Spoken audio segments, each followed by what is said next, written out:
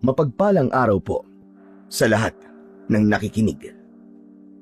Ako nga ho pala si Dan, 40 anyos at nakatira sa isang tagong lugar at malayo sa Kabiasnan, dito sa Dumaguete. Dalawa na lang kami ng aking anak sa buhay matapos kaming iwanan at ipagpalit ng kanyang ina sa lalaking nakilala nito sa trabaho sa Maynila. Ang akala naming pagpunta niya sa Maynila ay magiging simula ng pag-ahon namin sa hirap. Pero hindi pala. Yung pala ang naging mitya ng pagkasira ng aming pagsasama. Nang una, sobrang hirap para sa aming tanggapin ang ginawa ng dati kong asawa. Pero kalaunan, natutunan din naming tanggapin ang nangyari. Bagaman may mga araw talaga na hindi namin maiwasang maalala ang lahat. Tay, lasing ka na naman ah. Bakit ka ba nagpapakalasing? Dahil na naman ba kay nanay? Akala ko ba ayos ka na. Hayaan mo muna ako, anak. Kung ako sa'yo, samahan mo na lang ako sa pag-inom nitong tuba. Ewan ko ba sa'yo, tay? Bakit hirap na hirap kang kalimutan si nanay? Maghanap ka rin ng bago, yung sexy, maganda at higit sa lahat. Lamang na lamang kay nanay. Hindi ganyan nagpapakalasing ka kapag naaalala mo siya. Tay, alam nyo, sa gwapo mong yan, alam kong marami ka pang makikilalang babae. Marami pang babaeng maaakit sa'yo. Marami ka pang mabibingwit, panigurado. Sa ngayon, anak, sariwa pang ginawa ng nanay mo. Mukhang malabong makahanap ako kagad ng babaeng makakatuwang natin sa buhay. At saka, parang nakakatakot na rin na magtiwala ng basta-basta, anak. Mahinang nilalang ka pala, tay. Ang mga kumpare mo nga, papalit-palit sila ng babae. Tapos ikaw, nang gwapo-gwapo mo ganyan-ganyan ka lang. Ikaw talagang bata ka, oh. Pinaglololoko mo ko Tay, kung ako nasa posisyon mo, hindi lang isang babae ang mapapaibig at mapapaiyak ko. Aba, tarantadong bata to Hoy, hindi kita tinuruan ng ganyan Hindi kita pinalaki para sakta ng mga babae. Kahit na niloko tayo ng nanay mo, piliin mo pa rin ang maging mabuti. Hindi yung ibabalik mo ang panlolokong ginawa ng nanay mo sa ibang tao. Hindi magandang ugali yun. Si tatay talaga Hindi na kayo mabiro. Joke lang yun. Masyado naman kayong seryoso. Sa bagay, ganyan siguro tayo talaga kapag tumatanda na, paseryoso na ng paseryoso sa buhay. Biro man o hindi, anak. Wala kang karapatan na saktan ng damdamin ng mga babae. Ikaw, anak Alam ko nagbibinata ka na. Kaya malaman ko lang talaga na may pinapaiyak ang babae at niloloko. Baba, kahit dila mo, hindi makakalampas sa akin, tandaan mo yan. Si tatay talaga sineryoso masyado yung mga sinabi ko sa kanya. Tay, alam nyo, pangako ho. Hindi po ako mananakit ng babae, magpakailanman. Mabuti naman kung ganun.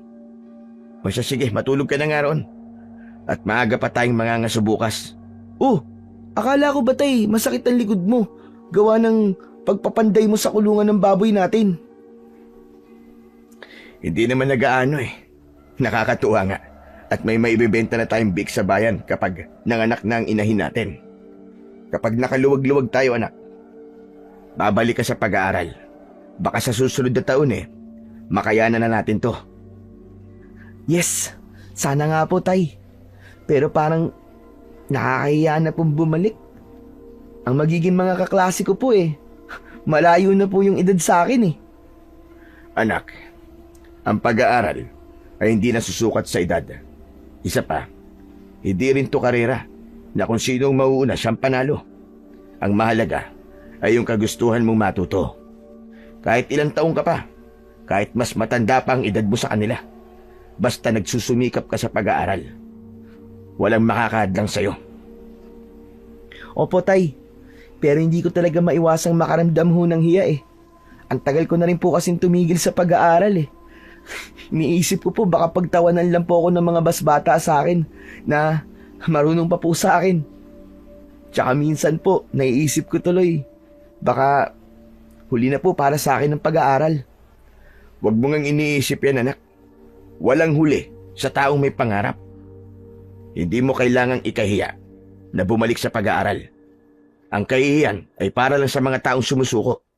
O bakit? Sumusuko ka na ba? Aba hindi no, lalaban po ako tay.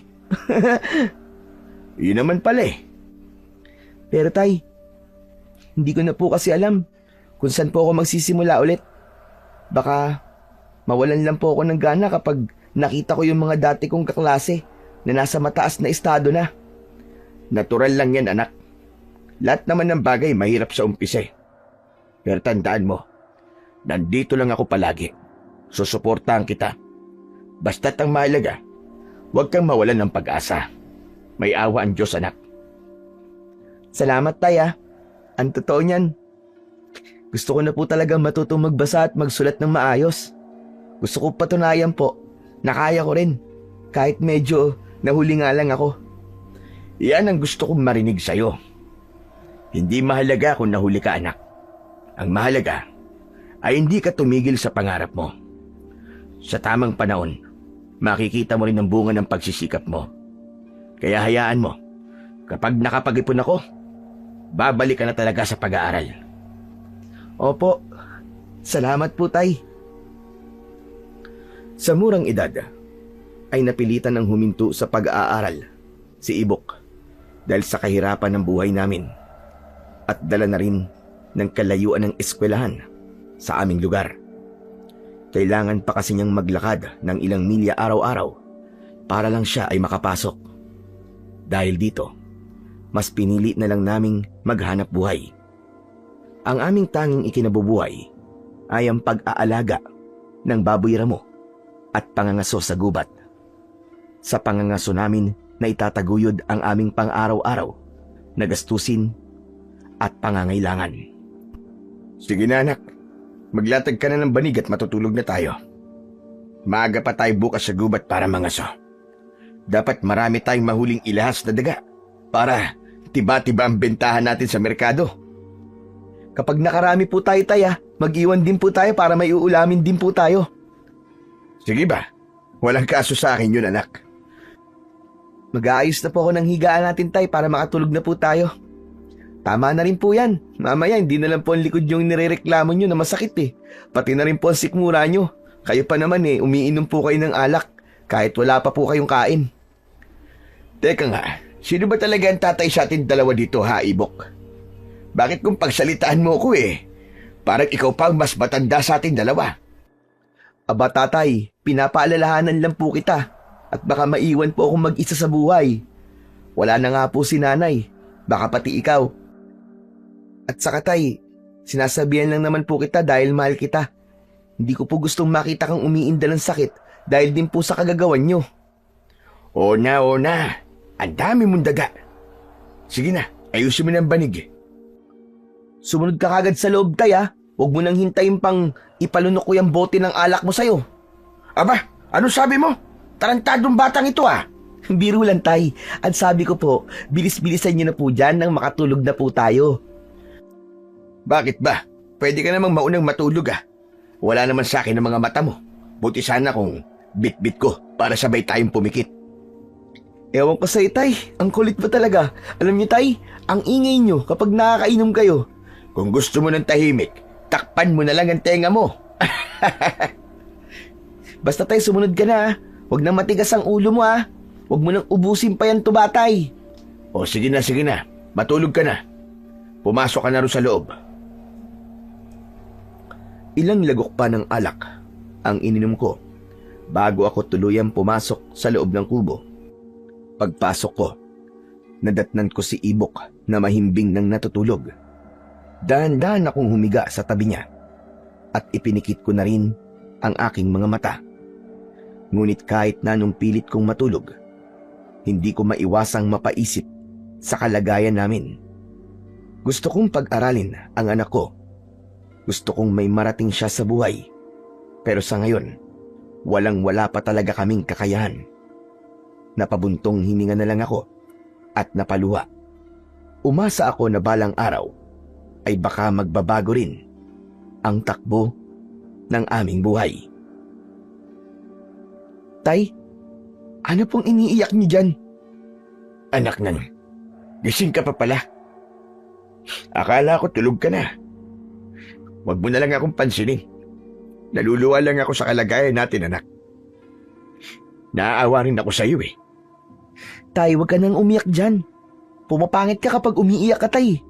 Hindi bagay sa'yo. Para kang syoke eh. Sira ulo. Anak, nakakabilib ka. Ang tibay mo. Siyempre, ako pa ba, tay? At saka, ano namang kakahawaan niyo sa akin, tay? Eh di ba, sa'yo na nga po nang galing na ang buhay at pag-aaral ay hindi karera. Hayaan mo, tay. Magsusumikap ako para kapag nakaahon na tayo sa buhay, bibili tayo ng maayos na tirahan. Hindi ganitong sira-sira. Bibili rin po tayo ng sasakyan natin para hindi na po natin kailangan maglakad papuntang gubat. Manguhuli tayo ng ilahas na daga ng nakakotse. Patawa ka talaga, anak. Ay nako, kahit na anong problema talaga, dinadaan mo palagi sa biro. Ikaw lang naman po tong iyakin sa atin dalawa, tay eh. Hindi, anak. Naaawa lang naman ako sa'yo dahil hindi ko maibigay ang pangangailangan mo. Ultimo tsinelas mo nga eh. Hindi natin mabili-bili. Tay, sanay naman po akong nakayapak eh. At isa pa, naiintindihan ko po na naghihirap po tayo. Pasensya na talaga, anak. Kapag marami tayong nabenta na ilahas na daga, bibili tayo ng tsinelas natin dalawa. Pangako yan. Oo na, tay. Huwag ka na rin magdrama pa riyan. Alam ko naman na nagkakaganyan ka dahil lasing ka lang eh. Tay, alam nyo, itulog nyo na lang po yan. Ito talagang batang ito. Sige na. Matulog ka na. Kinabukasan, maaga kaming gumayak ni Ibok para manguha ng ilahas na daga sa kagubatan. Ang mga ilahas na daga ay ang mga daga na doon na talaga naninirahan. Minsan sa ilalim ng mga ugat ng puno, nabubuhay sila sa paghahanap ng pagkain gaya ng prutas, buto, at kung minsan ay mga insekto. Madalas silang nakatago sa dilim at sobrang mailap kapag hinuhuli, kaya minsan inaabutan kami ng gabi ni Ibok sa panguhuli. Tay, medyo may karamihan na rin po ang nahuli natin ah. Hindi pa nga tayo inabutan ng hapon dito eh. Tiba-tiba na po kagad tayo. Siguradong marami tayo nitong maibibenta bukas, tay. Kaya nga, anak eh. Siya nga pala.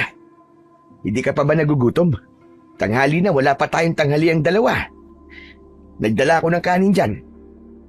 Gutom na nga po ako, tay. Tikman na po natin tong ilahas na daga, tay. Hindi po ba eh, may malapit po na sapa dito? Doon na lang po natin linisan. Marami rin po dong ilahas na daga. Paniguradong marami tayong mahuhuli dun, tay. O sige, doon na lang din tayo kumain. Lumakad na kami ni Ibok papunta sa may sapa kung saan madalas makita ang mga ilahas na daga. Swerte kami ng araw na yon dahil bago pa man kami makarating sa mismong pangpang, nakahuli na kagad kami ng 2 malalaking ilahas na daga. Agad kong kinuha ang itak na dala ko at maingat kong nilinisan ang mga ito sa kahinugasan sa malinaw na tubig ng sapa. Pagkatapos, tinuhog ko sa patpat na napulot ko. Si Ibok naman ay abala sa pagsisiga ng apoy gamit ang mga tuyong sanga at dahon na pinulot niya sa paligid. Tay, handa na po tong apoy oh.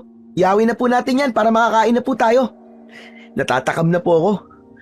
Amoy pa lang ng usok eh. Nakakagutom na panigurado. O sige, anak. Ito na. Dahan-dahanin lang natin para hindi masunog. Sayang naman kung masyadong maluto sa labas tapos hilaw sa loob. Ayoko nung may dugo-dugo pa. Ang hirap po manghuli ng ilahas na daga, no, Tay? Kailangan mo talagang pagtiyagaan. Kanina nga, ang dami pong nakawala eh. Kaya nga anak, pero swerte talaga natin ngayong araw na to. Bukod sa may ulam na tayo, marami pa tayong maibibenta sa merkado. Tama kay Tay, swerte nga po. Pero grabe. Ay, pawis na pawis ako. Tsaka kanina pa po ako gutom. Baka mamaya, hindi na ako makapaghintay. Kainin ko na kagad to kahit hilaw pa eh. Maghintay ka nga, huwag kang atat na atat. Pero anak, ang galing mo ha. Halos lahat ng huli natin, ikaw ang nakakuha. Siyempre, Tay. Kailangan natin magsumikap, di ba? Kung hindi tayo kikilos, sino pa ba? Tama ka riyan anak. Sa hirap ng buhay ngayon, ang bawat huli, kahit maliit, malaking tulong na. Kaya salamat anak at tinulungan mo ko. Hindi lahat ng bata ganyang kasipag tulad sa'yo. Wala yun, Tay. Basta po kasama kita. Okay lang, kahit na anong pagod. Yakang-yaka. Talaga lang ha. Nako, kapag nag-asawa ka ng ibok, malulungkot talaga ako. Ako na lang kasi ang maiiwan. Si tatay talaga 15 anyos pa nga lang ako pag-aasawa na kagad ang nasa isip nyo. Hindi ba pwedeng nobya muna? Hindi naman kita pipigilan kung magnobya ka. Natural lang yun. Dahil nagbibinata ka na eh. Pero alam mo naman ang limitasyon mo, hindi ba? Nako, ayoko pang magkaapo anak. Hala, si tatay Hindi rin naman po ako handang maging batang ama, no? O sige, bantayan mo muna tong iniihaw baka masunog. Kukuha muna ako ng tubig sa sapa. Sige po, Tay. Pero bilisan niyo po Gutom na talaga ako eh. Oo na, baka pagbalik ko, buto na lang ang matira Kinain mo na pala Hindi ko naman po gagawin yung Tay. Siguro po mga kalahati lang.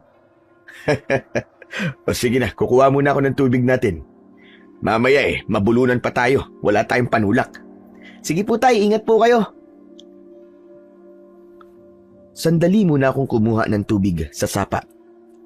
Sa bandang unahan ako lumakad dahil mas malinaw at malinis ang tubig doon kaysa sa pwesto namin ni Ibok. Tahimik akong sumalok at sinasala ang tubig bago ko ito ilagay sa tubigan naming gawa sa kawayan. Pero bigla akong natigilan nang may nakita akong napakalaking bayawak sa gilid ng sapa. Iba ang itsura nito. Sobrang laki. Halos kasing haba ko na. Napakaitim ng balat. Makintab at parang kulay dugo ang mga mata nito. Habang dahan-dahan itong gumagalaw, napansin kong hindi normal ang galaw nito. Para bang lalapain ako nito. Napatigil ako sa takot. Pakiramdam ko ay hindi ito karaniwang bayawak lang. Kaya bago pa man ito makalapit, dali-dali na akong tumakbo palayo. Oh, Tay! Ba't hinihingal po kayo? Para kang tumakbo ng 1 kilometro Nasaan pala ang tubigan natin? Anak, hindi ka maniniwala. Nakakita ako ng bayawak. Ang laki anak. Ganito kalaki. Anong hindi maniniwala ang pinagsasasabi mo, Tay? Natural lang naman na may bayawak sa kagubatan na to Kasi nga anak, malaki. Sobrang laki. Parang hindi pang karaniwan. Sana, Tay, hinuli mo. Sayang yun. Dagdag sana sa ibibenta natin yun sa bayan. Marami kayang bumibili ng karne ng bayawak. Lalo na yung mga lasinggero. Kagaya mo, Tay. Anak, hindi ako nakikipagbiruan. Iba tong nakita ko, maniwala ka. Napakalaki talaga. Parang nga mas malaki pa sa akin Mas malaki sa'yo, Tay? Teka. Sigurado ka bang bayawak yun? At hindi baboy mo? Baka naman namamalikmata ka lang, Tay. Hindi anak, bayawak talaga yung nakita ko pero kakaiba. Ang mga mata ng bayawak na yun, pulang-pula anak parang nagliliyab. Tapos ang dila masyadong mahaba. Bago pa ako malapitan, tumakbo na ako kagad palayo. Aatakihin ako Alam mo, Tay, gutom ka na o baka dahil sa alak yang kagabi. Baka guni-guni mo lang yun, Tay. Gawa-gawayan ng utak mo, kakainin mo ng alak. Hindi anak, sigurado ko sa nakita ko. Iba yung pakiramdam ko nung nagkatitigan kami. Para bang minamasdan niya ako. Balak pa yata akong biktimahin eh. Tay, kung totoo nga yan nakita mo, sana mahuli natin yun. Para may maibenta po tayo sa bayan. Tignan natin kung hindi ang bayawak na yan ang pag-agawan.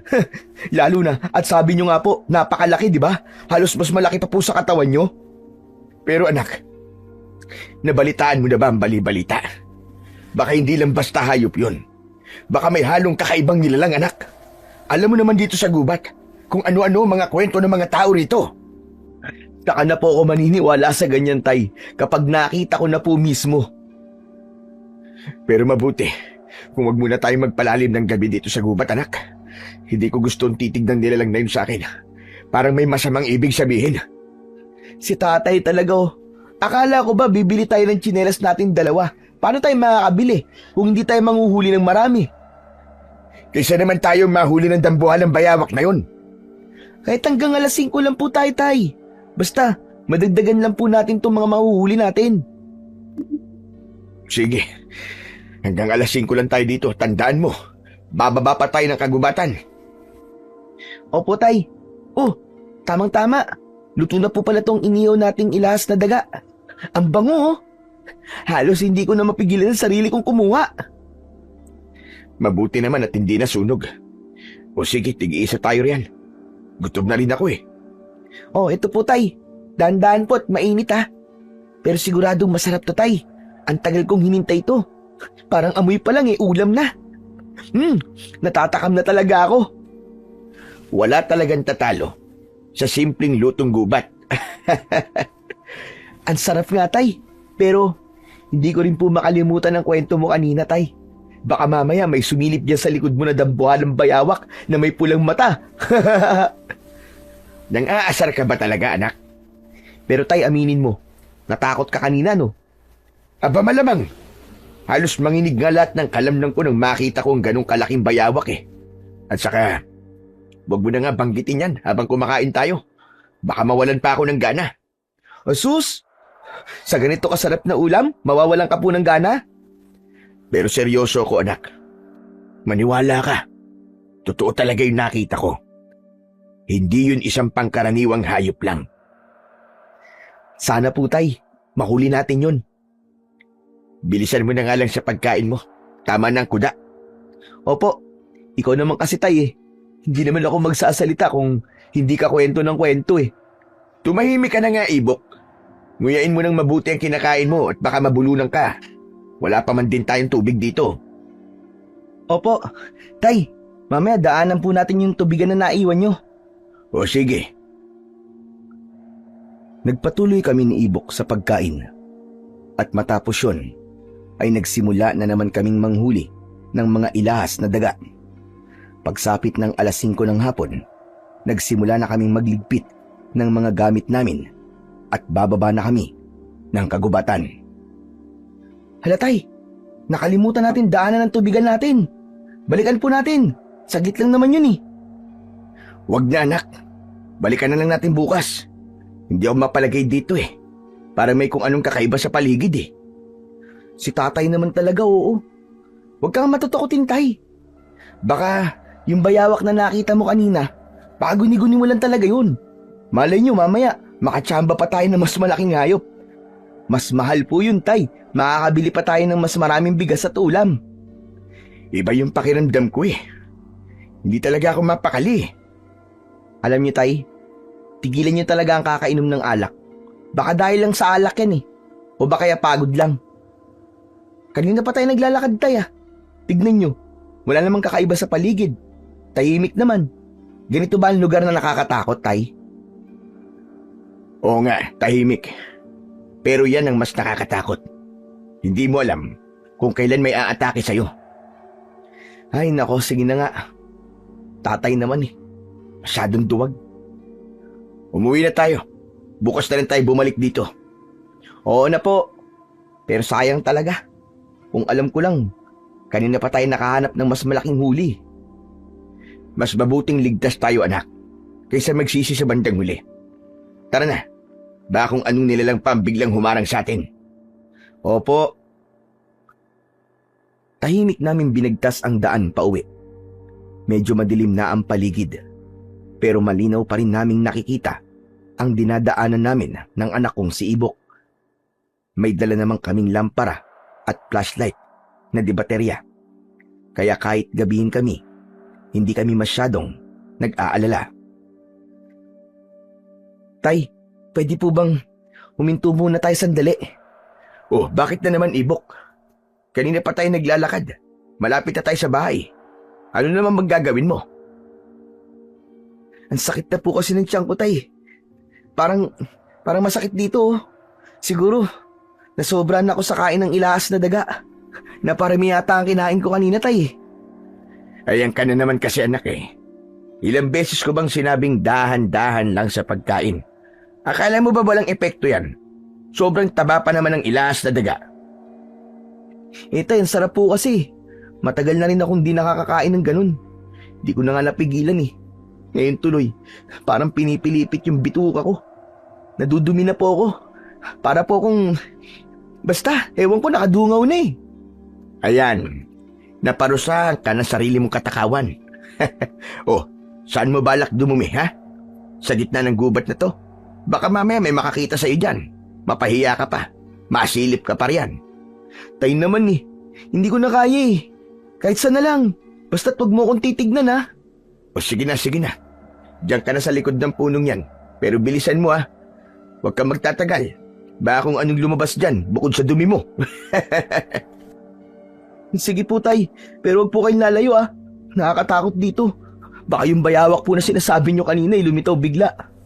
Oh, akala ko ba hindi ka takot? Hindi naman talaga eh. Basta wag nyo lang po akong iiwan. Sandali lang po to. O na, sige na. Bilisan mo na. Sa sobrang katakawan mo na, dali ka tuloy ng sarili mong bituka. Naghintay ako ng ilang sandali. Habang si Ibok ay dumudumi pa. Nagpalinga-linga ako sa paligid. Dahil pakiramdam ko ay may mga matang nakatingin sa akin. Paglingon ko kay Ibok, nakita ko siyang nag-aayos na ng kanyang shorts. Tapos na pala siya. At ilang saglit lang ay lumapit na siya sa akin. Sabi ko sa itay, mabilis lang ako eh. Ang baho mo, anak. Dinaig mo pang naligo sa imbornal ah. Pag uwi natin, maligo ka kagad ah. Hindi ako tatabi sa isaigaan kung ganyan ang amoy mo. Si tatay naman oh, nagpunas naman ako ng maayos ah. Gumamit ako ng dahon. Malinis tong kamay ko no. Alam mo bang kung anong dahon ang ginamit mo? Baka makatipang nakuha mo, mamaya eh, kakamot-kamot ka ng buong gabi. Hindi naman po tay. Sinigurado ko pong malinis at saka hindi po ako gagamit ng kahit na anong basta na lang na dahon na hindi ko kilala. Marunong naman akong pumili no. Alam mo bang minsan yung mga dahon na yan, iniihian ng mga hayop dito sa gubat? Tay naman, bakit ngayon mo lang sinabi? Kaya sabi ko sa'yo, pag uwi natin, maligo ka kagad. Sige na nga. Ano ba naman yan? Kakailanganin ko pa mag-igib ng tubig. O siya, bilisan mo na. Baka gabihin tayo. Wala pa tayong sinaing sa bahay. At dadaling ko pa yung ibang ilaas na daga sa kumpare ko. Mag-iinuman kasi kami mamayang gabi. Yan na naman si tatay. Kita mo na? May iiwan na naman ako mag-isa sa bahay. Lagi mo na lang akong iniiwan kapag may inuman kayo eh. Aba, pwede ka naman sumama kung gusto mo ah. Makikipaglaro ka sa mga anak ni Paring Ramon habang nagkakatuwaan kami nang hindi ka maiinip sa bahay. Si tatay talaga oh.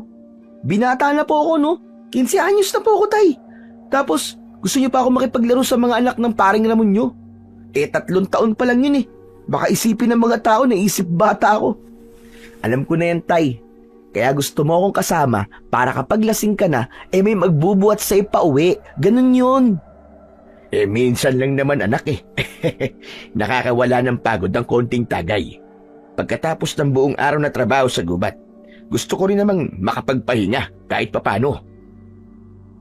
Pero tay, di ba sabi mo kahapon, titigilan niyo na po ang pag-inom-inom? Ang sabi mo, mag-iipon tayo.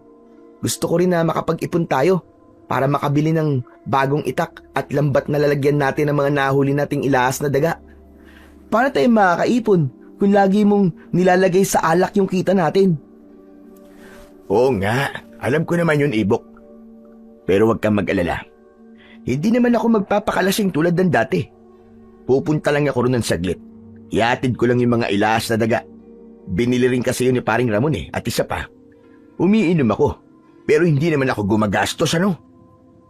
Tay, yan din po yung sinabi niyo ng isang araw eh. Sandali ka lang, tapos umuwi ka na kinabukasan. Tulog ka pa rin, tanghali na. Kasi naman, pinilit ako ni paring Ramon eh. Alam mo naman yun, masyadong makulit. At ako naman, hindi naman marunong tumanggi. Oo na tay, pero umuwi ka na lang kaagad kung magiinuman kayo huwag masyadong sobra. Bakit kasi hindi ka nalang sumama sa akin eh? Ano namang gagawin ko dun tay? Tumunga nga. Hindi ba sabi ko nga sa'yo, lalaruin mo na lang ang mga anak ni paring Ramon? Si tatay talaga puro biro. Parang wala nang seryosong sinasabi. Ganun talaga ang mga tatay anak. Mas gugustuhin pa nga namin, hindi kayo kagad lumaki. Mas nasisiyahan kami na makita kayo naglalaro lang. Para mas matagal namin kayong makasama, bago kayo tuluyang magbinata at lumayo sa amin. Ayan ka na naman tay. Hindi pa nga umiinom nagdadrama na kaagad. Aba, totoo naman na. Binata ka na nga talaga anak. At saka, wala nang panahon sa drama si tatay. Kasi tay, sa tuwing nagdadrama ka, siguradong may kasunod yun. Iinom ka na naman. Tandaan mo to anak. Gaano ka pa katangkad o kalaki, bata ka pa rin sa paningin ko. Naku tay, huwag ka na nga magsimula niyan. Baka mamaya, umiyak ka pa bago tayo makarating sa bahay. Kagabi pa naman umiyak ka dahil wala akong tsinelas at gusto mo akong bilhan. Sige na. Bilisan mo na. Baka nga mamaya gabihin tayo. Nagpatuloy na kami sa paglalakad ni Ibok habang bitbit ang mga gamit namin sa pangangaso. Tanging tunog lang ng tuyong dahon na natatapakan namin ang maririnig. Medyo madilim na at ang ilaw ng lampara namin ay bahagyang humihina dahil sa bahagyang hampas ng hangin. Bigla na lang isang malakas na kalabog ang bumasag sa katahimikan.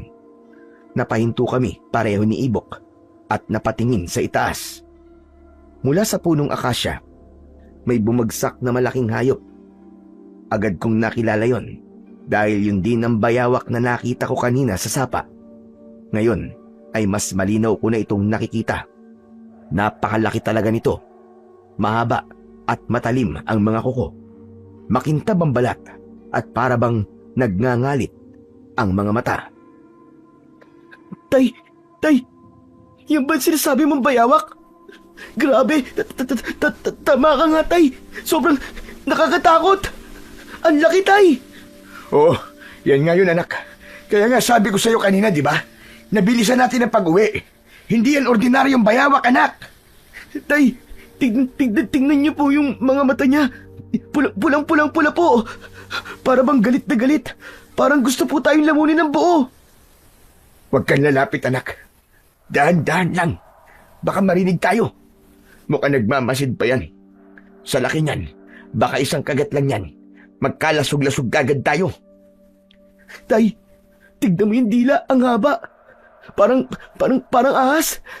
Tsaka tignan mo yung mga kukutay, ang talim. Hindi normal yan sa hayop. Tama ka, anak. Sige na. Dahan-dahan lang tayong aatras. Walang tatakbo. Baka habulin tayo. Ako mauuna, ha? Sundan mo ko.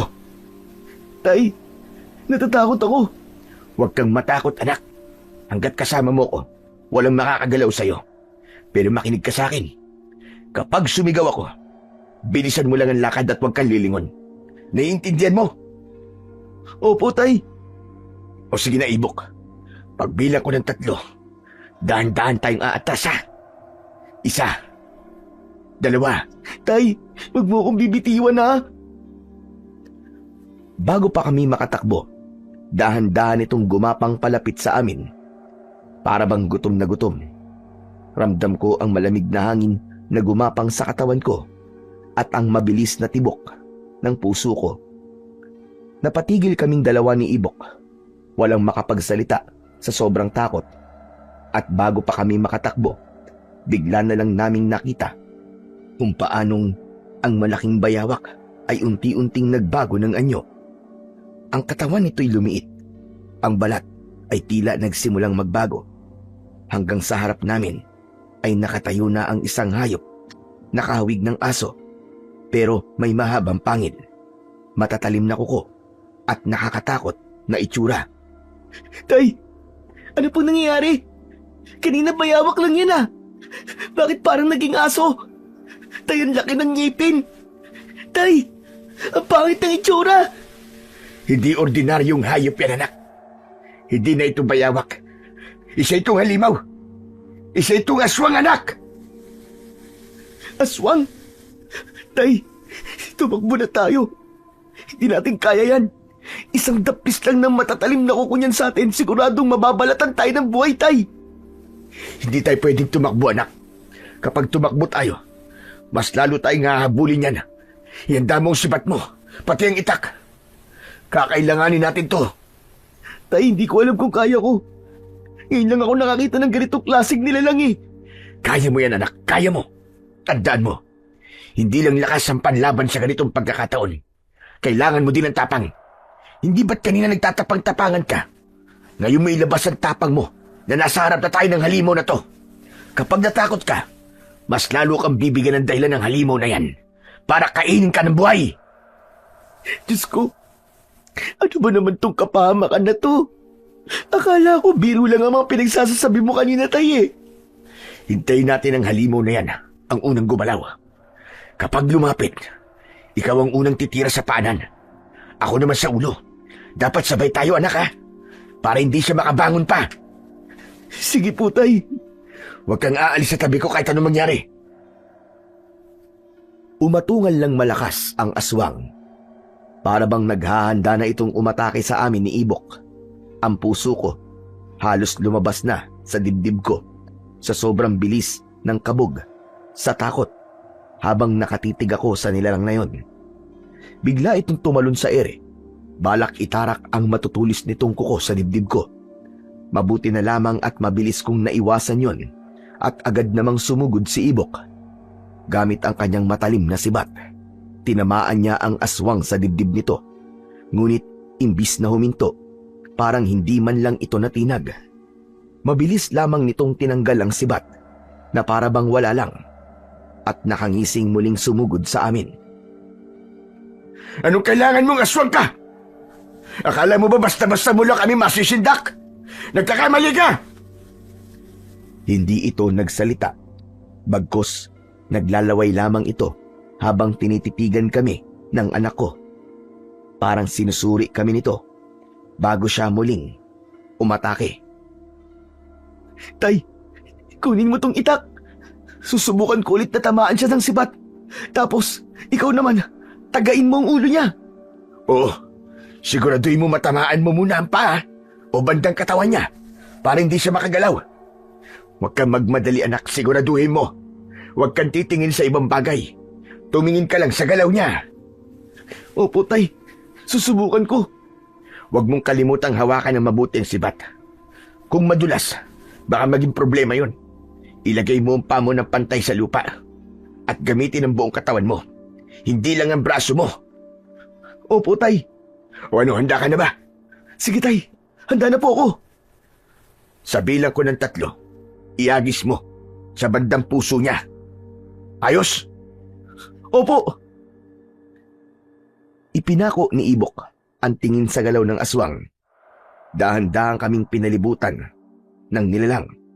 Paikot na para bang nanunukso bago umatake.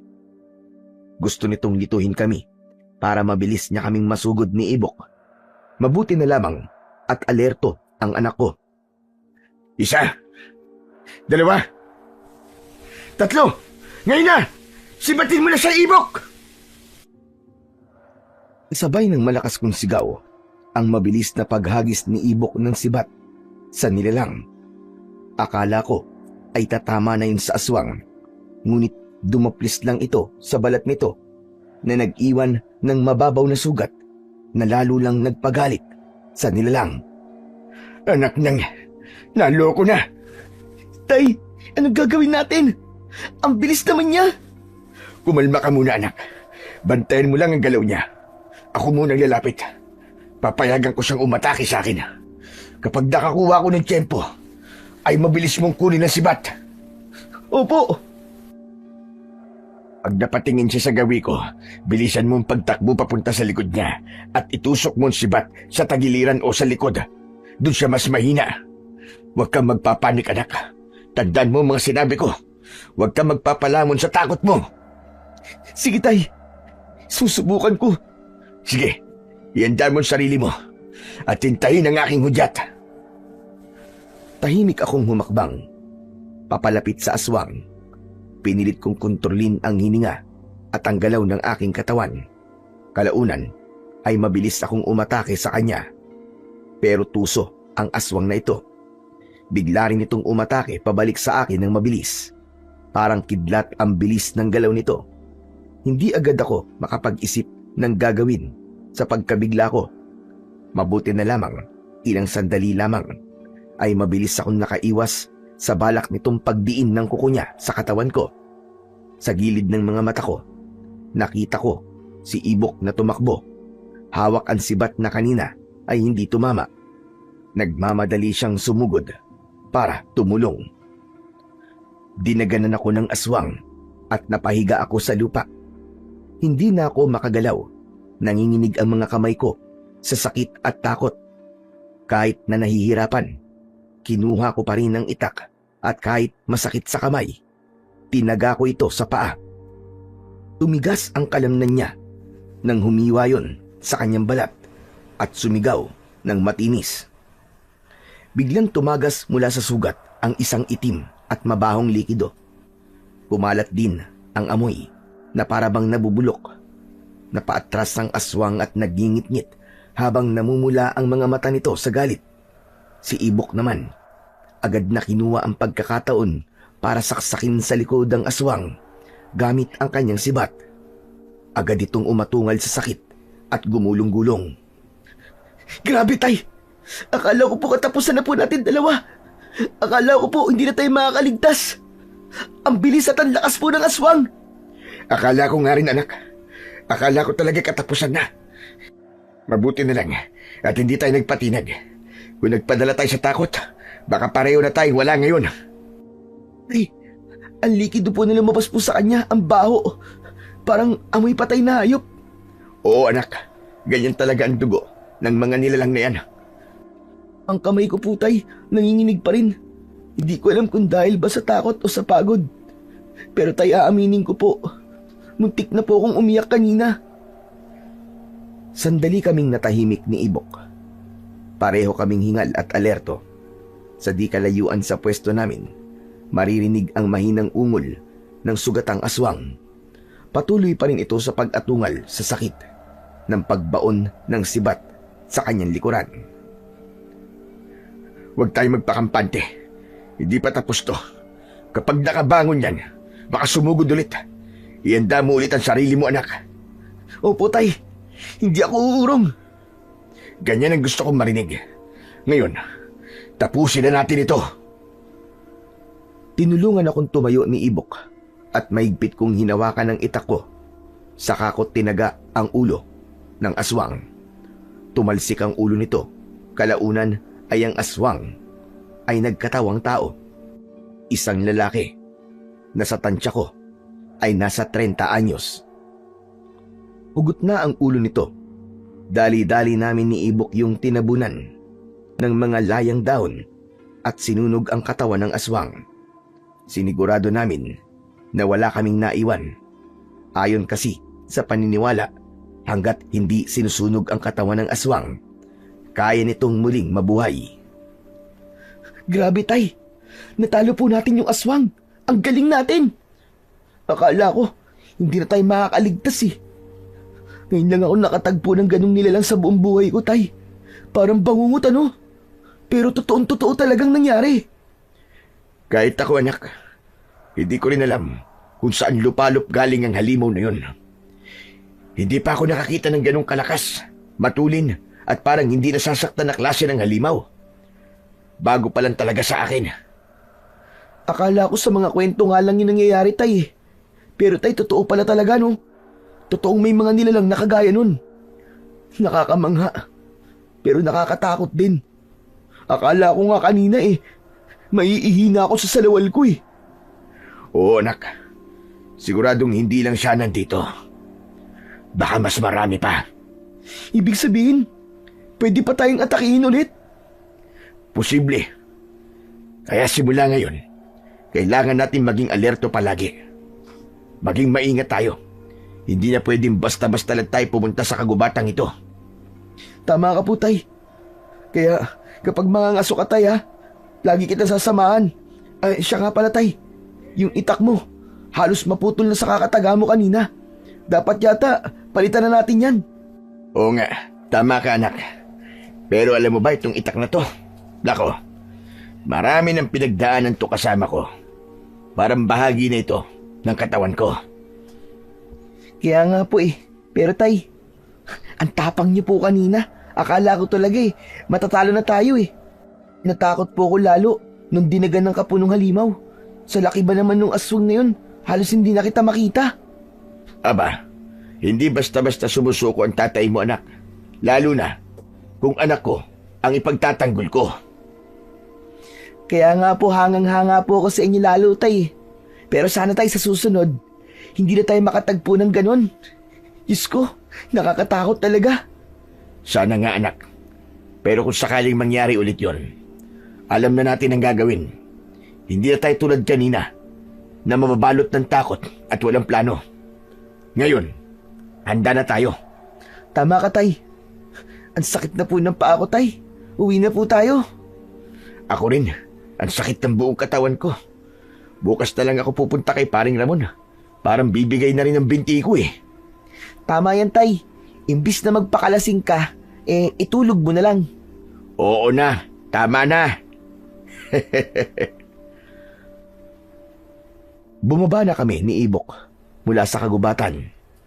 Kahit ligtas na kami sa ngayon, hindi pa rin mawala sa isip ko ang biglaang pag-atake ng aswang. Ang bilis ng galaw nito. Ang amoy ng itim na likidong lumabas sa katawan niya na nakakasulasok at nakakakilabot. Hanggang ngayon, ramdam ko pa rin ang kaba at takot na muntik na kaming mapahamak. Maswerte talaga kami ngayong araw na to dahil natalo namin ang aswang. Pagdating namin sa kubo namin, para kaming mga lantang gulay na sabay bumagsak sa kanya-kanyang higaan. Pagod na pagod ang mga katawan. Isinilid ko muna ang mga nahuli naming ilahas na daga sa kulungan bago bumalik sa higaan. Pagbalik ko, nakita ko si Ibok na himbing na sa pagkakatulog. Maigpit pang yakap ang kanyang kumot. Hoy Ibok, bumangon ka nga riyan at magpalit ka muna ng damit. Maglinis ka muna ng katawan mo, aba. Ang baho mo na anak. Diyos ko, dumumi ka pa naman doon sa gubat kanina. Sige na, mamaya magkakakamot ka pa sa balat mo. Tayo naman inaantok na talaga ako Pwede bang bukas na lang ako magpalit? Hindi ko na talaga kaya tay. Ayoko na bumangon. Pagod na ako Bukas? Hindi pwedeng bukas, pambira ka. Kung hahayaan mong hindi ka maligo at hindi magpalit, baka magka-infeksyon pa yung mga sugat mo. Kung hindi ka mabangon dyan, bubuhusan kita ng malamig na tubig ngayon din. Sige ka. Si tatay talaga masyadong panira sa tulog Tumayo ka na riyan at huwag kang batugan sa katawan mong Ibok ka. Sige na po, tatayo na. Tumungo si Ibok sa banyo. Nang makalabas siya, basa pa ang buhok at may hawak pantabo. Naabutan niya akong kumakain ng tirang tinapay namin kaninang almusal. Oh, ayan ka na pala. Halika rito. May natira pang tinapay. Kain ka na rin bago ka mahiga. Tinapay na naman? Akala ko magluluto kayo ng kanin at ulam Bukas na lang anak. Pagod na rin ang tatay Kung gusto mo, ikaw na lang ang magsain ng kakainin mo. Huwag mong ubusin ang bigas na nasa bigasan natin para may saingin pa tayo bukas. Hindi na po tay, ayos na po itong tinapay na lang. Sa ngayon, ito muna. Basta may laman lang ang tiyan natin bago matulog. O ito anak ko, yun na itong natira. Ubusin mo yan. Paano ka tay? Hati na lang po tayo. Sige na, iyon na yan. Alam kong gutom ka, anak. Sige po, tay. O tay, bakit parang nalungkot ka bigla? Parang malayo na naman ang iniisip mo. Ay, wala naman, anak. Naaawa lang ako sa sitwasyon natin. Nagsusumikap naman tayo araw-araw. Pero parang walang-wala pa rin nangyayari. Paulit-ulit lang. Gigising, trabaho, pagod, tapos wala. Gutom pa rin sa dulo. Anong walang-wala, tay? Eto nga may tinapay tayo ngayon. Buhay tayo, magkasama pa rin. Ang iba nga riyan, tay, mas masaklap pa ang kalagayan kaysa sa atin eh. Ikaw talaga kahit kailan. Napaka-positibo mo. Pero tama yan. Siyempre, tay, sabi nyo nga, di ba? Hanggat may hininga, may pag-asa. Hindi naman sukatan ng saya kung gaano karami ang pagkain at pera ng isang tao. Basta't busog ang puso, ayos na. Tama ka. Anak, maiba nga tayo. Paano kung halimbawa, kunin ka na ng nanay mo at daling ka sa Maynila? Halimbawa lang yun Baka gusto niyang bumawi sa'yo at bigyan ka ng mas magandang buhay.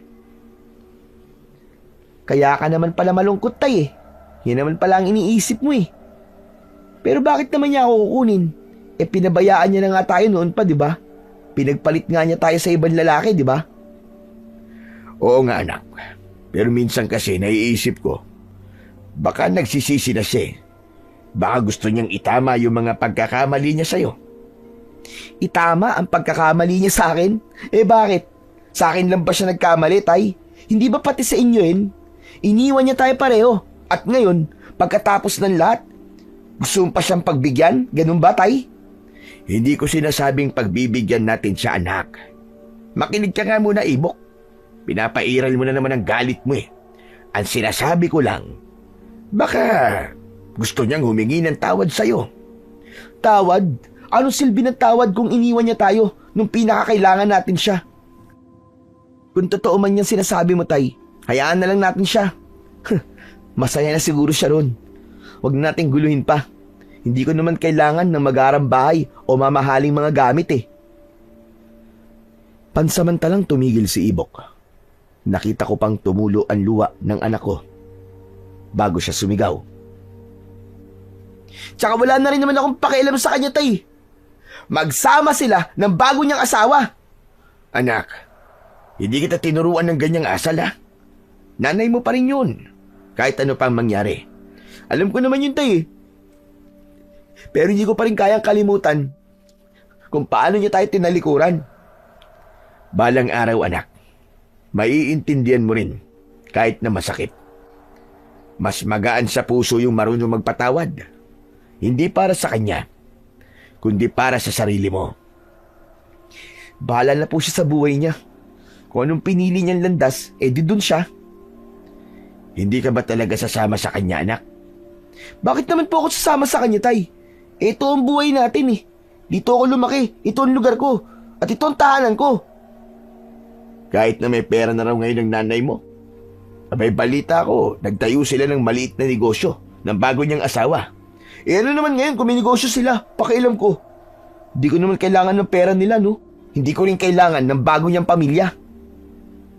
Hindi mo man kailangan, pero baka gusto ka lang niyang tulungan.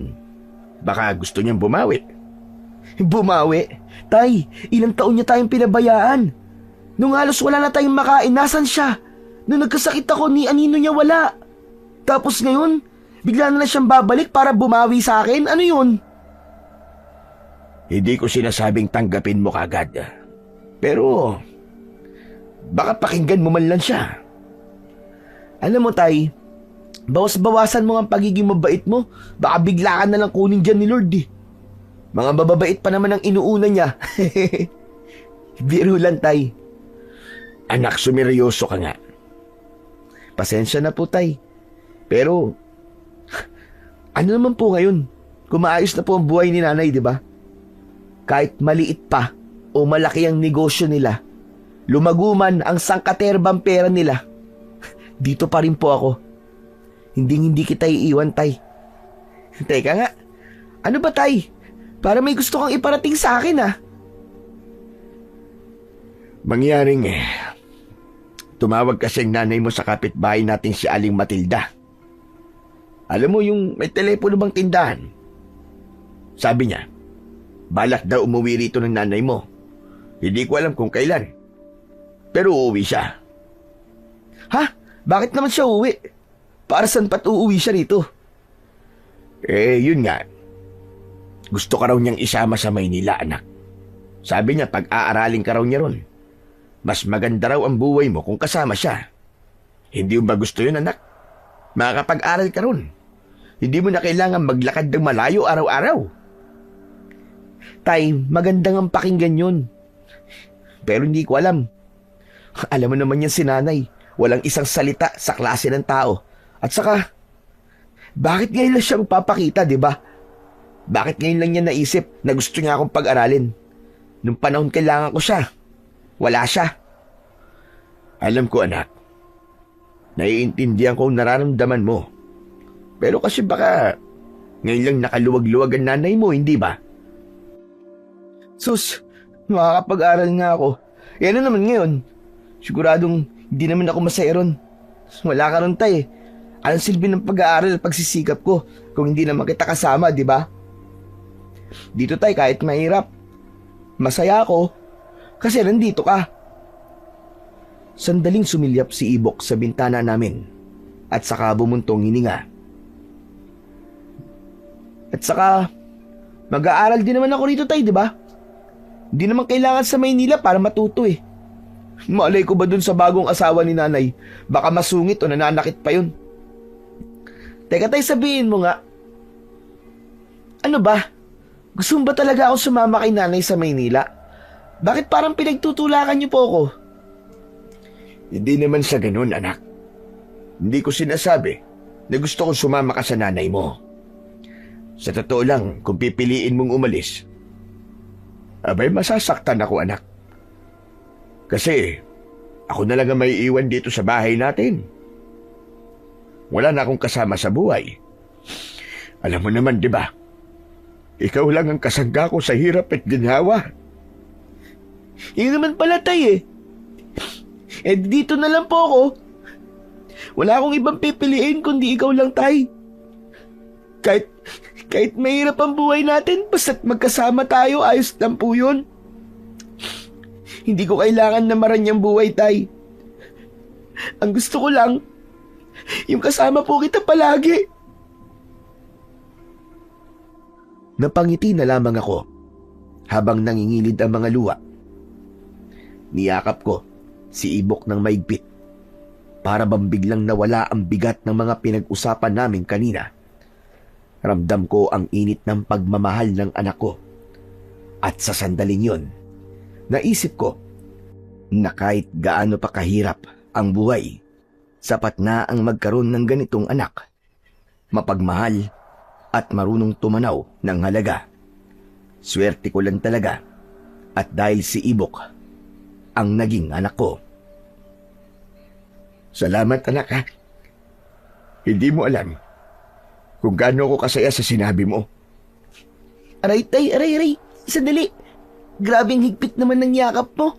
Parang mawawalan na ako ng hangin eh. Pasensya na, anak. Natuwa kasi ako sa inasobre. Alam mo, Tay, huwag ka nga magpapaniwala kay nanay. Tinatakot ka lang nun. Huwag ka nalang papaapekto sa sinasabi niya. At saka pwede ba, Tay, iwas-iwasan mo lang maging mabait. Alam nyo, matutuluyan talagang kunin ako ni nanay eh, kapag kinuha ka na rin ng langit sa akin sa sobrang kabaitan mo. Loko ka talagang bata ka. O siya, matulog ka na ron. Maliligo lang ako saglit dahil ang baho-baho ko na. Oo nga po, Tay eh. Ang lala po ng amoy nyo. Kumapit yata yung amoy ng aswang sa katawan nyo eh. Sige na. Matulog ka na. Bukas ng umaga, magbebenta pa tayo ng mga ilaas na daga sa bayan. Sige po, Tay. Mauna na po ako sa pagtulog. Pumasok ako sa banyo at agad kong nilinis ang aking katawan. Ramdam ko ang pagod na naipon sa buong maghapon. Pero ang lamig ng tubig ang nagtanggal ng bigat sa dibdib ko. Saglit pa akong nagbabad sa malamig na tubig. Paglabas ko, napatingin ako kay Ibok. Nakatulog na siya sa saig. Nakalatag ang lumang banig namin. Nakatalukbong siya ng kumot at mahigpit na yakap ang unan. Napangiti ako sa simpleng tanawing yon. Nawala ang lahat ng pagod ko. Humiga ako sa tabi niya bago ko ipinikit ang aking mga mata at sa isip ko nagdasal ako na sana pagising namin bukas ay panibagong simula na yung puno ng pag-asa. Magandang umaga, Tay. Oh, aba. Ang aga mo naman yatang gumising. Anong meron? At parang ganadong-ganado ka ngayon. Magbibenta po tayo ng ilahas na daga sa bayan, di ba? Ano ba, Tay? Nakalimutan niyo na po ba? Kahapon pa nga ako excited eh. Hindi ko naman nakalimutan, anak. Pero teka, bakit para yatang bis na bis ka? Akala ko pupunta lang tayo sa bayan. Hindi sa kasalan. Siyempre naman, Tay, binataan na ako eh. Dapat marunong na mag-ayos ng sarili. Paano kung may magagandang babae na bumibili sa atin? O, di ba? Dapat presentable ako sa paningin nila. Nakakahiya kung amoy gubat ako. Grabe ka naman sa arte mo, anak. Kung sa bagay, mana ka nga sa nanay mo. Mahilig din mag-ayos yun. Yang ka na naman eh. Pero ikaw din naman, Tay, ah. Nung kabataan mo siguro, ganyan ka rin. Aba, baka mas pogi pa ako nung panahon ko. Yan. Sige na nga, Tay, maligo ka na ron. Baka mamaya pagdating natin sa bayan ubos na ang mga customer natin. Sayang naman ang kikitain natin. Oo na, mabilis lang naman ako maligo. Binilisan ko ang galaw ko at agad na nagbihis. Maaga pa lang ay mainit na ang araw, kaya pinili naming magmadali bago pa tuluyang uminit sa daan. Bitbit namin ang ilang nahuli kagabing mga ilahas na daga na ibebenta namin sa bayan. Pagdating sa kanto, saglit akong huminto at inilagay sa sako ang ilan sa mga hindi namin ibebenta. Teka, para saan po yan, Tay? Bakit hindi ba niyo pa po yung sako ng ibang ilahas na daga? Ito, iiwan ko muna rito. Dadaling ko mamayang hapon kay paring Ramon. May pakiusap kasi sa akin kahapon eh. Magiinom ba kayo mamaya, Tay? Sana nga, kung hindi ka masyadong kukuda riyan. Aba, hindi naman ako nagagalit, Tay, kapag umiinom ka ng alak eh. Ang sa akin lang po, sana ilagay niyo po sa lugar kapag nalalasing ka na. Alam niyo na po, huwag kayong maingay. Kung minsan pa po nakakatulog pa po kayo sa daan. Minsan lang naman mangyari yun, anak. Pero paano po kung pagdiskitahan ka ng mga tambay? At isa pa, hindi na natin alam ang panahon ngayon, Tay. Tignan mo nga, sinugod tayo ng aswang, di ba? Naku, baka maging pulutan ka nila, Tay. Nako, ang anak ko talaga. Masyadong maalalahanin. Oo na, Tay. Pero seryoso ako Kumain ka muna bago ka uminom. Baka kasi kaya madalas nasasakitan ka ng tiyan dahil puro alak na lang ang laman yan. Ang aga-aga, sermon agad. Hindi ko alam kung anak ba kita o ikaw ang tatay sa ating dalawa Kasi, Tay, kung hindi kita papaalalahanan, sino magsasabi nun sa'yo? Ayoko lang po na magkasakit ka. Salamat. Salamat, anak. Wala yun, Tay. Maliit na bagay lang yun. Siya nga pala. Kailan nga po ulit tayo manghuhuli, Tay? Kasi parang parang ayoko na po talagang bumalik sa gubat. Kung hindi naman tayo babalik dun, anak, saan naman tayo kukuha ng pera at bigas natin? Hindi naman pwedeng wala tayong pangkain, di ba? Yun nga po ang problema, Tay. Sana lang, sa susunod na punta natin dun, wala nang aswang na humarang ulit sa atin. Parang natroma po talaga ako Tuwing naiisip ko yung gabing yun, talagang nanginginig pa rin ako. Natural lang yun. Lahat naman matatakot kung ganun ang naranasan. Alam ko po, Tay. Pero sana sa susunod, hayop na lang talaga ang kaharapin natin, hindi yung kung ano-anong nilalang pa. Oo, sana nga. Pero kung sakaling meron man, sabay ulit nating lalabanan tulad ng dati. Pero ayos lang naman sa akin, anak, na mag-isa lang akong mga susagubat. Kaya ko naman yun. Hindi taya, sasamahan pa rin kita. Kahit kaya mo. O sige, sabi mo eh. Nang makarating kami sa bayan, mabilis lang na naubos ang mga ilahas na dagang dala namin. Halos hindi pa kami nakakatagal sa pwesto. Ubus na kagad ang paninda. Natuwa ako dahil kahit papano maganda ang kinita namin ngayong araw. Si Ibok naman, abot tenga ang ngiti nang makabili siya ng bagong tsinelas. Doon ko lang nalaman kung bakit kanina pa siya bis na bis at sapatos pa ang ginamit. Wala nga pala siyang matinong tsinelas na maisuot. Kaya naman, nang maisuot niya ang bago niyang pares na tsinelas, para siyang batang tuwang-tuwa. Panay pa ang tingin sa paa niya habang naglalakad.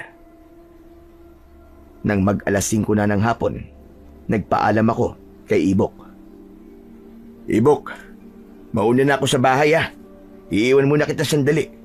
Magiinom kami sa bahay ni Paring Ramon. Baka gabihin ako ng konti.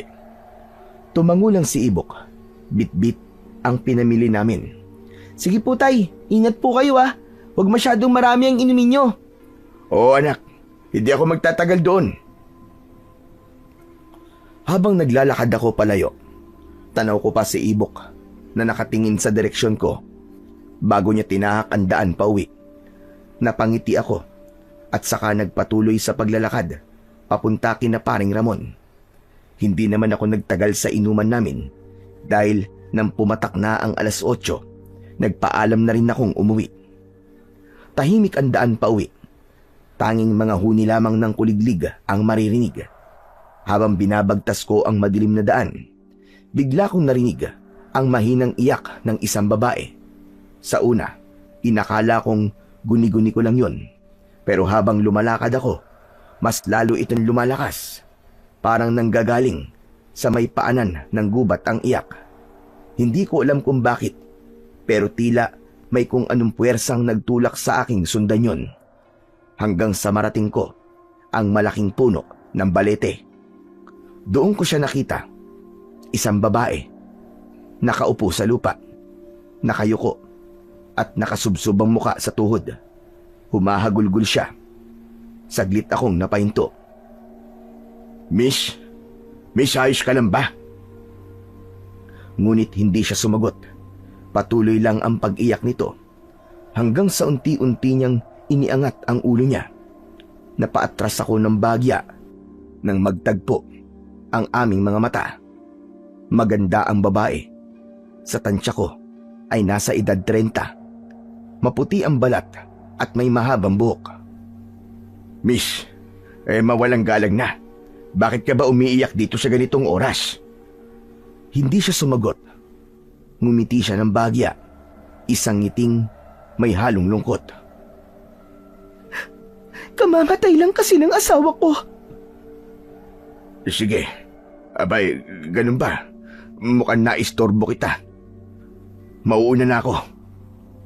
Gusto ko sanang may kausap. Pero wala naman ako mapagsabihan. Dahil wala naman akong pamilya bukod sa asawa ko. Abay, nakakaawa ka naman kung ganun. Kung gusto mo, pwede ka magkwento sa akin. Ayos lang ba sa'yo? Ayos lang naman.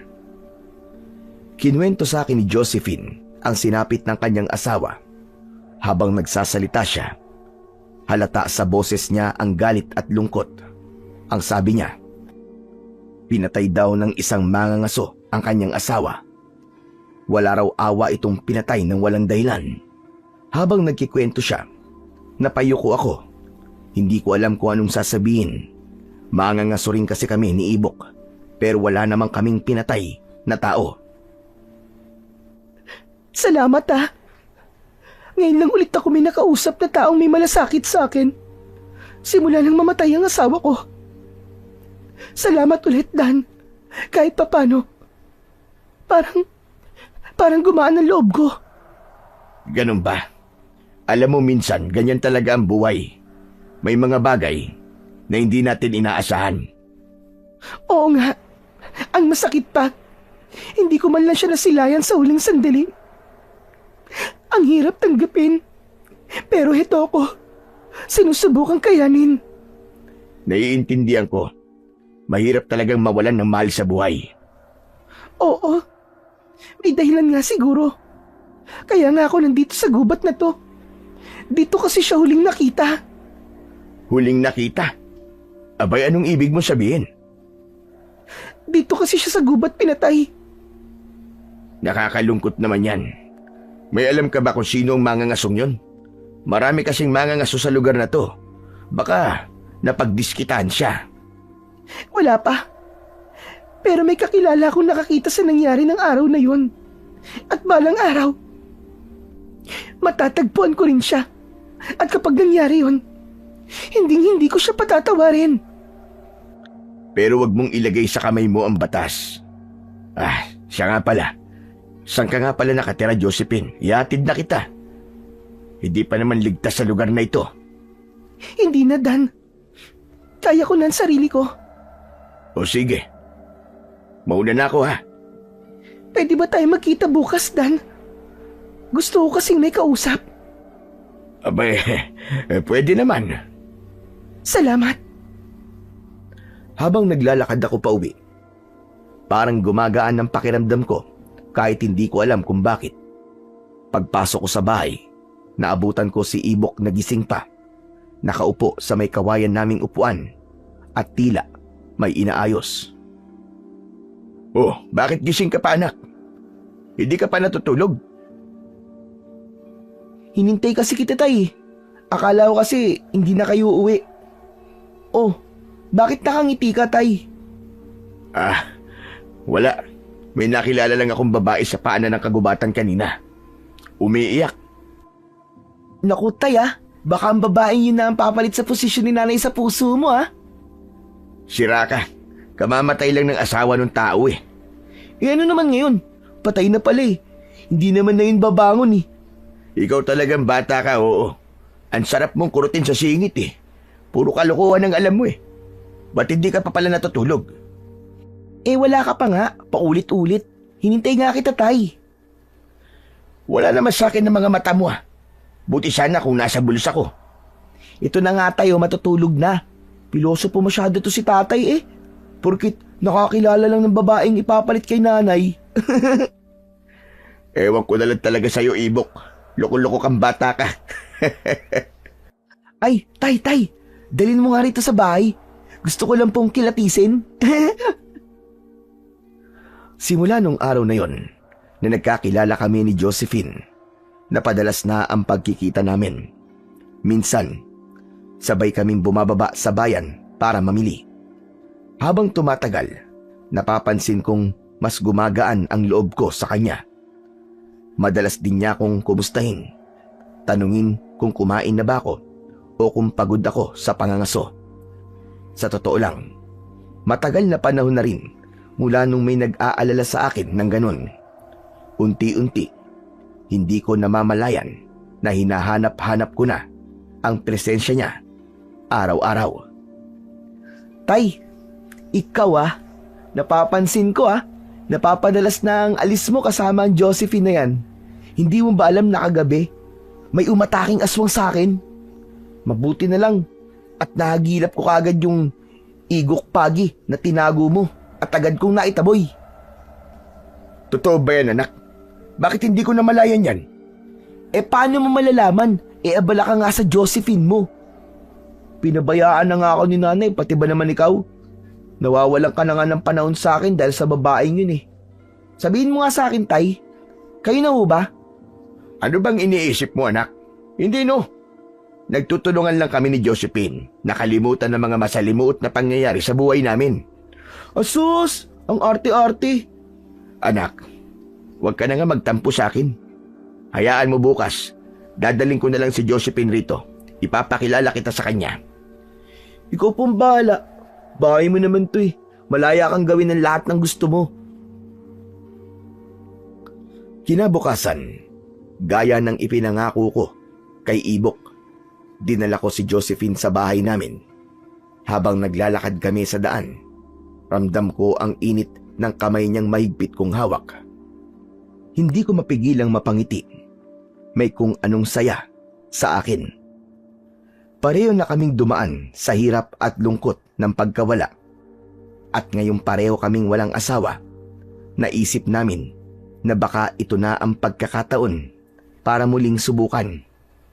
Walang kasiguraduhan, pero pareho kaming handang tanggapin ang posibilidad. Anuman ang mangyari. Dan, salamat ha. Kung hindi dahil sa'yo, baka hanggang ngayon nagluluksa pa rin ako sa pagkawala ng asawa ko. Ikaw ang dahilan kung bakit muli ako natutong ngumiti. Wala yun, Josephine. Sa totoo lang ako nga ang dapat na magpasalamat sa'yo. Dahil kahit papano, natulungan mo rin akong makalimot sa sakit na iniwan ng asawa kong nang iwan sa amin ni Ibok. Siguro nga, pareho lang tayong sugatan noon. Pero buti na lang, nagtagpo tayo. Oo nga, pero itinadhana na rin siguro tayo. 2 taong parehong iniwan, pero ngayon, natutong muling magmahal. Palagay mo, Dan, matutuwa kaya ang anak mo kapag nalaman niyang may relasyon na tayong dalawa? Kilala ko ang anak ko, Josephine. Mabait si Ibok. Sigurado ko matutuwa siya kapag nalaman niyang may nagpapasaya na sa akin. Sana nga, Dan. Kinakabahan pa rin ako Baka hindi niya ako magustuhan o baka isipin niyang pumalit ako sa nanay niya. Huwag kang mag-alala. Alam kong maiintindihan niya. Lahat naman tayo gusto lang maging masaya, di ba? At kung makikilala ka lang ni Ibok na mabuti, siguradong mamahalin ka rin niya, gaya ng pagmamahal ko sa'yo. Salamat talaga, Dan. Nang makarating kami sa bahay, nadatnan ko si Ibok na abala sa pagsisibak ng kahoy. Pawis na pawis siya. Sinenyasan ko siya na tumigil muna sa ginagawa dahil may ipapakilala ako. Bahagyang ngumiti si Ibok nang makita si Josephine. Pero nang mapansin niya na magkahawak ang aming kamay, bigla siyang napatigil. Dahan-dahan siyang napatingin sa akin, tapos kay Josephine, bago muling ibinaba ang tingin niya sa aming mga kamay. Mabilis na nawala ang ngiti sa labi niya at napalitan ng seryosong tingin. Tumikhim ako, pilit pinapawi ang bigat ng hangin. Ibok, anak, si Josephine nga pala. Ngunit hindi siya sumagot. Tinitigan lang niya si Josephine sandali bago siya muling yumuko at ipinagpatuloy ang pagsisibak ng kahoy. Anak, itigil mo muna yan. Halika sa loob. May mga dala kaming pagkain. Busog pa ako. Kainin niyo na lang po. Anak naman, wag ngayon. Ibok, alam ko na bigla ka. Pasensya na. Hindi agad namin sinabi sa'yo. Ayos lang. Buhay niyo naman yan Dahil sa malamig na pakikitungo ni Ibok kay Josephine, halatang nasaktan ito. Hindi ko nga maintindihan si Ibok dahil parang kamakailan lang gusto niya akong magkaroon ng babaeng katuwang sa buhay. Pero ngayong nahanap ko na, parang ayaw niya naman. Tahimik lang si Josephine habang kumakain kami. At kahit na anong pilit kong pasiglay ng usapan, halata pa rin ang lungkot sa kanyang mga mata. Hanggang sa kalaunan, bigla na lang siyang tumayo at nagsabing paggabi na raw at kailangan niya nang umuwi. Sinubukan kong pigilan siya, pero ngumiti lang siya ng pilit. Huwag mo na akong ihatid, Dan. Mas mabuti pang kausapin mo na lang ang anak mo. Baka sakaling mawala ang tampo niya sa atin. Wala na akong nagawa kundi tumango. Pinanood ko siyang lumakad palayo. Pagkatapos niyang umalis, huminga ko ng malalim. Ibok, halika nga, mag-usap tayo. Para saan pa? Di ba tinanong kita kung karelasyon mo na yung Josephine na yun? Pero nagsinungaling ka. Ano naman ngayon? Ikaw hindi kita maintindihan Hindi ba't dati nang nagmumukmuk pa ako dahil sa nanay mo, gusto mo makahanap ako ng babaeng magiging katuwang ko sa buhay? Ngayon nandito na. Nagkakaganyan ka naman. Isipin mo naman ang kasiyahan ko, Ibok. Yun na nga, tay eh. Puro kasiyahan mo na lang ang naiisip ko. Kaya muntik na malagay sa bingit ng kamatayan ng buhay ko. Dahil sa Josephine na yun. Naatin mo na hindi ako uwian. Ang sabi ko, gusto kong makahanap ka ng babaeng katuwang mo sa buhay. Pero hindi ko sinabi na kapag nahanap mo na, kalimutan mo na lang na may anak ka. Wala ka rin naman palang pinagkaiba kay nanay, tay. Ano sabi mo? Tarantado kang bata ka. Pipili ka na rin lang naman ng babae, amoy imbornal pa. Maganda nga, maputi, pero amoy kanal naman. Amoy patay na hayop ang amoy. Buti nakakayanan mo. Itigil mo na yan, Ibok, ha? Ayusin mo ugali mo. Ewan ko sa inyo, tay. Kung ganito napapabayaan naman ako rito sa bahay natin at nalalagay sa alanganin ng buhay ko, baka nga tamang sumama na lang ako kay nanay sa Maynila. Total, nandiyan naman na si Josephine eh. Hindi mo na ako kailangan pa. Ibok naman. Tinalikuran lang ako ng anak ko. Sa mga sumunod na araw, hindi kami nagpapansinan ni Ibok. Parang wala na siyang pakialam. Kahit parito sa bahay, natutulog si Josephine. Kinaumagahan, naabutan kong umiiyak si Ibok habang hawak niya ang alaga niyang pusa.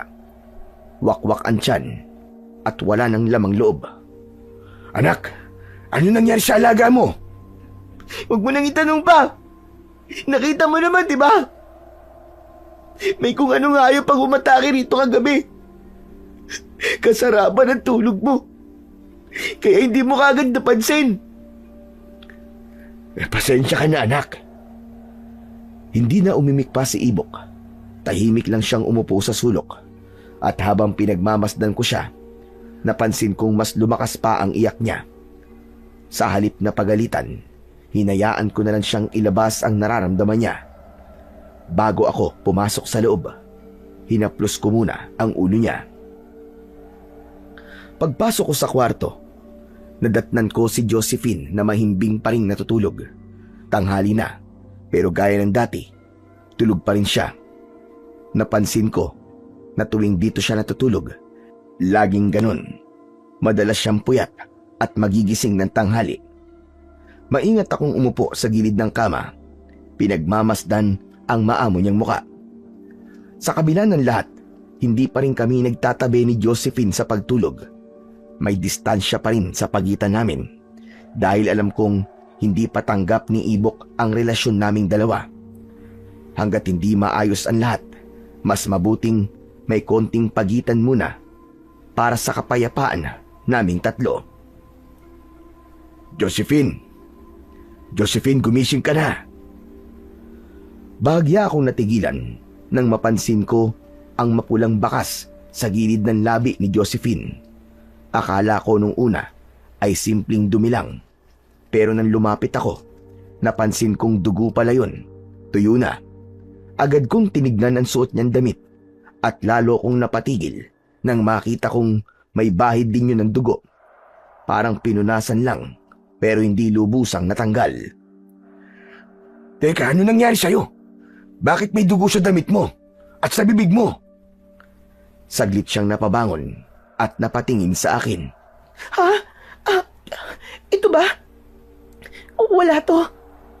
Tumama kasi ang labi ko sa higaan kagabi. Dumugo sa sobrang lakas ng pagkakatama. Nang tignan ko ang kanyang labi, wala naman sugat. Hindi ka pa babangon. Mag-almusal ka na. Sige. Susunod ako. Kinahapunan, umuwi na si Josephine at hinatid ko siya sa gubat. Medyo madilim na, kaya nagmamadali na kaming dalawa. Sa dulo ng kagubatan ang bahay niya, pero hindi pa ako nakakapunta ron ni minsan. Tahimik kaming naglalakad nang bigla kaming huminto sa parte kung saan ko sinunog ang katawan ng aswang. Halata agad ang pag-iba ng hangin doon. May amoy pa ring sunog at abo. Tumingin ako kay Josephine. Maliwanag sa mukha niya ang kakaibang ekspresyon na hindi ko maipaliwanag. Dahan-dahan siyang lumapit sa akin at hinaplos niya ang balikat ko pababa sa dibdib ko. Josephine, bakit ka huminto sa paglalakad? Tinanggal ko ang kamay niya sa dibdib ko at bahagya kong umatras. Pilit ko na iniiwas ang sarili ko kay Josephine. Ramdam ko rin ang bilis ng tibok ng puso ko. Hindi ko alam kung dahil sa hiya o sa kakaibang kaba na unti-unting gumagapang sa akin. Wala ka ng oras para sa akin sa bahay niyo. Hindi rin tayo magkatabi sa higaan. Natatakot ka ba, Dan? Baka marinig tayo ni Ibok. Ano bang pinagsasasabi mo, Josephine? Naramdaman kong nanuyo ang lalamunan ko. Hindi ko alam kung lalayo ba ako o hahayaan siya sa gusto niyang mangyari. Patuloy ang kamay niya sa paglalaro sa dibdib ko. Kahit ilang beses ko na itong tinatanggal. Josephine, teka. Ano bang ginagawa mo? Bakit, Dan? Hindi mo ba ito gusto? Hindi ka ba naaakit sa akin? Gusto ko. Pero, Josephine naman, dito talaga. Sa gitna ng gubat. Bakit? Ano naman ngayon? Ang mahalaga'y narito ka. At ako. Lalo akong napaatras. Ramdam ko ang malamig na hangin, pero mas malamig ang titig niya. Parang may kakaibang ningning sa mga mata ni Josephine. Kung tumitig siya, para bang lalapain niya ako anumang oras. Josephine, bilisan na lang natin ang paglalakad nang makauwi ka na. Hindi to tama eh. Mapangakit na kinagat ni Josephine ang kanyang ibabang labi bago niya isa-isang hubarin ang kanyang damit hanggang sa lumantad sa akin ang kanyang katawang wala ng saplot. Balak ko na sanang talikuran siya nang bigla niya akong hatakin at pinahiga kung saan ko sinunog ang aswang. Mapusok niya akong hinalikan hanggang ang halik niya ay naging agresibo. Nakaramdam ako ng takot lalo na nang huminto si Josephine sa ginagawa niya at mariin akong tinitigan at nakakatakot na ngumiti. Pumikit siya at nang imulat niya ang kanyang mga mata, biglang nagbago ang kanyang anyo. Parang nahati ang kanyang balat hanggang sa naging nakakatakot na halimaw siya. Dahil nakadagan siya sa akin, hindi ako makagalaw. Dito mo pinatay ang asawa ko. Ngayon, dito rin kita papatayin. Aswang ka pala. Walang hiya ka. Niloko mo ako. Uto-uto ka. Mabilis ka mapaniwala. Kaya hindi na ako magtataka pa kung bakit ang asawa mo ay nagawa kang ipagpalit. Tuso ka. Binilog mo ko, Josephine. Nagpanggap ka. Hindi ka lang halimaw. Isa ka rin mapanlinlang. Hindi ko naman yung gagawin kung hindi mo pinatay ang asawa ko. Sino asawang pinagsasasabi mo? Yung bang halimaw na kagaya mo rin? Kung ganon, hindi kami nagsisisi ni Ibok na pinatay namin siya dahil salot kayo sa lipunan. At dapat, ikaw na ang isunod. Tignan natin kung sino susunod sa ating dalawa. Inilabas ni Josephine ang kanyang mahabang dila. Sa kanya ito pinulupot sa leeg ko. Inilapit niya ang kanyang muka sa aking muka. Sa kanya ginamit ang kanyang mahabang kuko at pilit na binuksan ang bibig ko. Uunahin kong tanggalin ang dila mo. Tignan natin kung makapagsalita ka pa. Bitiwan mo ako. Bitiwan mo ako, halimaw ka.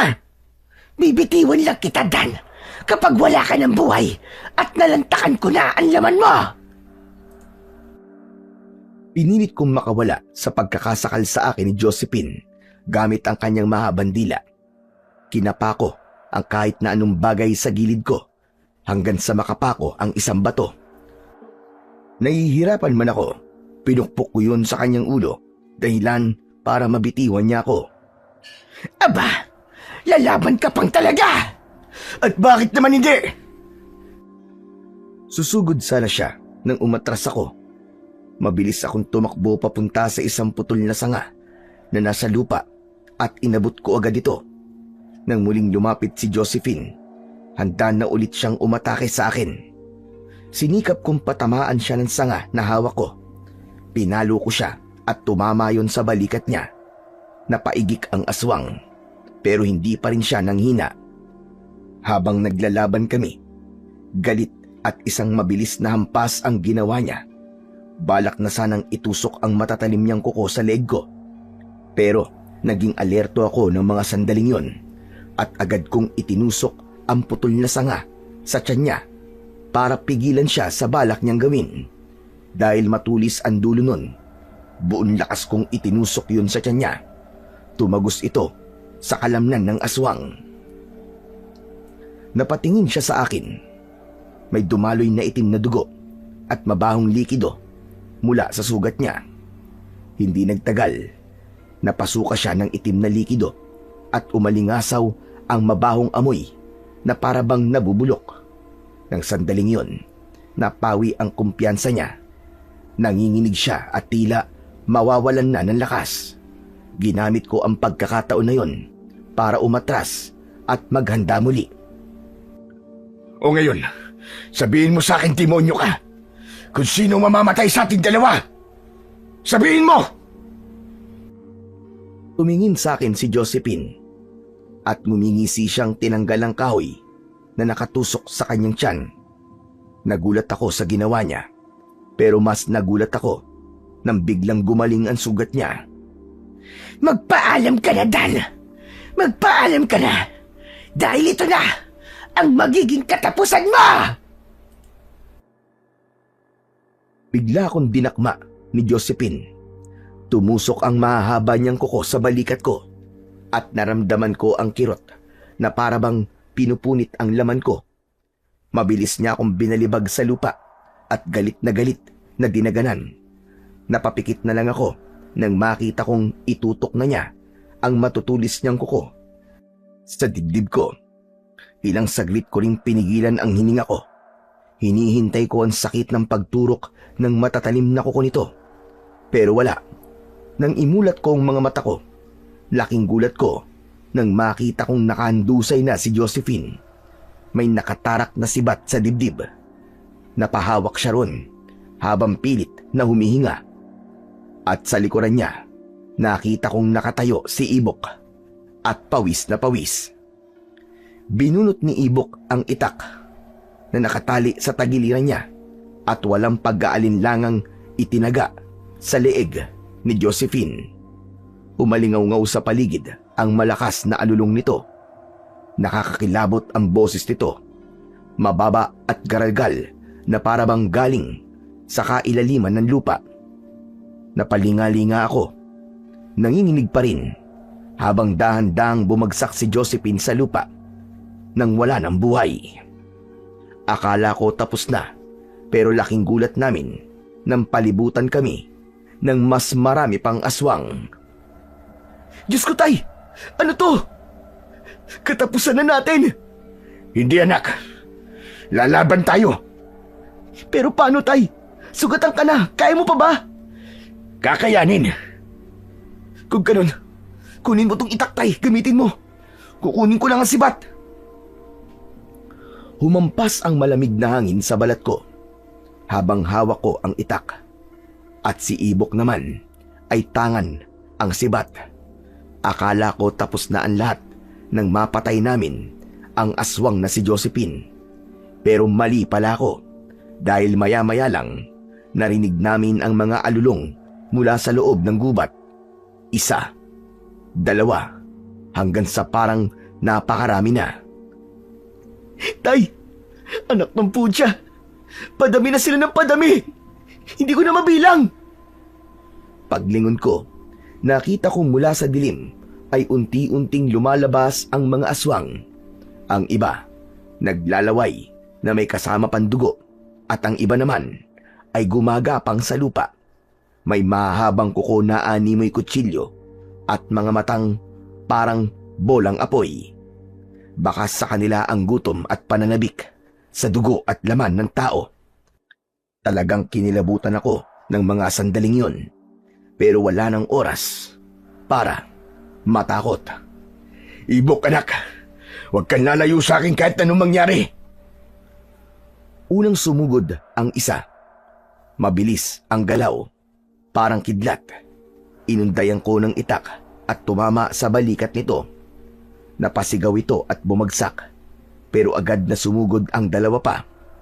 Tumalon ako sa gilid at itinarak ang itak sa tiyan ng isang aswang. Sabay sinipa ang isa papalayo. Sa gilid ko, nakita kong mabilis ding kumilos ang anak kong si Ibok. Itinutok niya ang sibat at sinaksak ang isa sa dibdib. Tumilamsik ang itim na dugo sa mukha niya, pero hindi siya nagpatinag. Tumilapon sa di kalayuan ng itak na ginagamit ko nang tabigin yun sa akin ng aswang.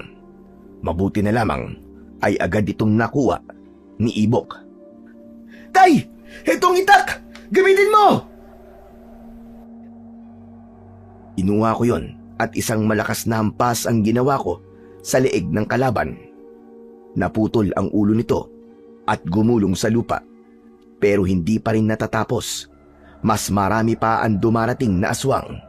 Naririnig ko ang mga yapak nila at ang mga nakakabinging singasing at alulong. Lumapit sa akin si Ibok, hingal na hingal.